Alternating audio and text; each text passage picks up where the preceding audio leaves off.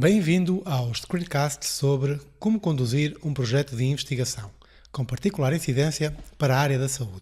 Neste vídeo, vamos ver um exemplo de execução do teste da binomial, usando o SPSS. Mais concretamente, o que se quer descobrir é: será que na população de todas as grávidas existe o mesmo número de primíparas e de multíparas? População implica automaticamente fazer inferência estatística. E a seguir, vamos identificar o que é que está em jogo. Usando este diagrama da inferência estatística, nós vemos que a primeira etapa é identifique as variáveis em questão. E pode ser uma única. Aparecem aqui alguns exemplos e, neste caso, a única variável que está presente naquela pergunta é se a grávida é primípara ou não. Na base de dados, essa variável surge na linha 10, a grávida é primípara, tem como opções de resposta sim ou não e é uma variável do tipo nominal. Daí que a segunda etapa, de que tipo é a variável, que é só uma, ela é nominal. A seguir tem esta pergunta: há apenas uma variável em questão? Sim, portanto, vamos prosseguir para outro subdiagrama.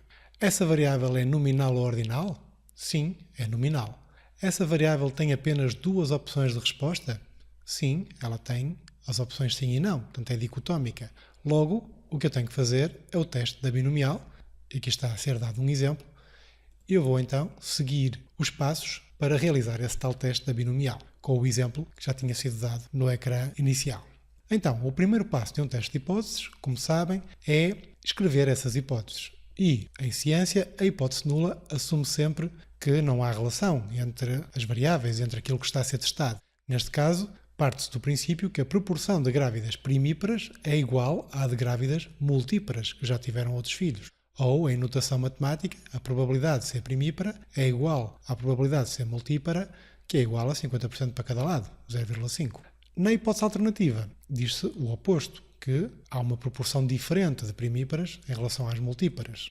E, neste caso, o teste vai ser bilateral, porque o que se está a provar é se há 50% para cada lado, ou há ou não há. Se fosse uma outra percentagem, por exemplo, 40-60, 30-70, então já seria um teste unilateral, e isso teria implicações no cálculo do valor de P, o valor de prova, que vamos ver mais adiante. O segundo passo para realizar um teste de inferência é fazer o teste propriamente dito. E neste caso temos que seguir estas etapas que aqui estão. Portanto, menu Analyze, Non-Parametric Tests, Legacy, Binomial. Analyze, Non-Parametric, Legacy, Binomial. A seguir, temos que passar a variável que nos interessa, que é a grávida é primípara, da lista da esquerda para a caixa da direita. Portanto, procuramos aqui a variável certa, a grávida é primípara, e passámos-la para a caixa da direita. A seguir, temos que especificar a proporção de teste, que neste caso, como diz na hipótese nula, é 0,5. Portanto, já está correto. Proporção de teste 0,5.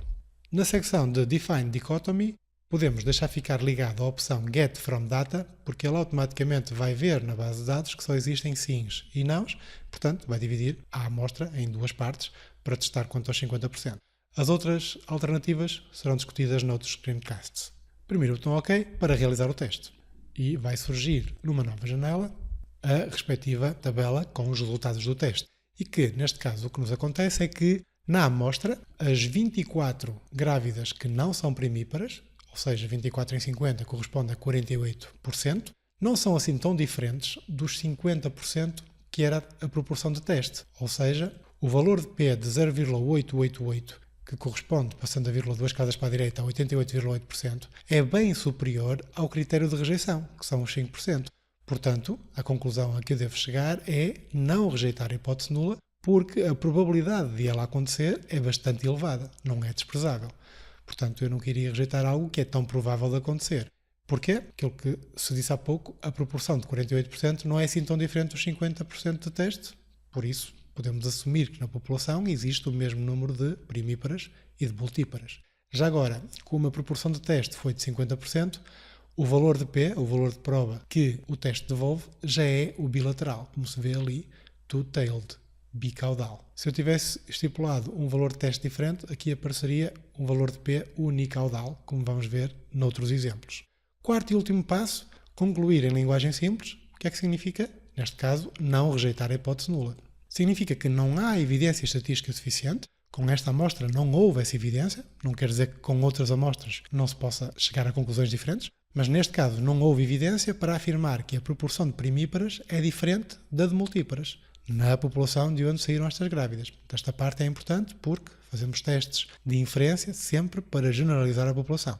Por outras palavras, existe o mesmo número de primíparas e de multíparas na população. E cá está aquela comparação dos 48% contra os 52% de primíparas. Portanto, são percentagens muito próximas. A diferença de 4% não foi suficiente para considerar que era grande demais ou que era estatisticamente significativo. Resta situar este vídeo no contexto de todos os screencasts.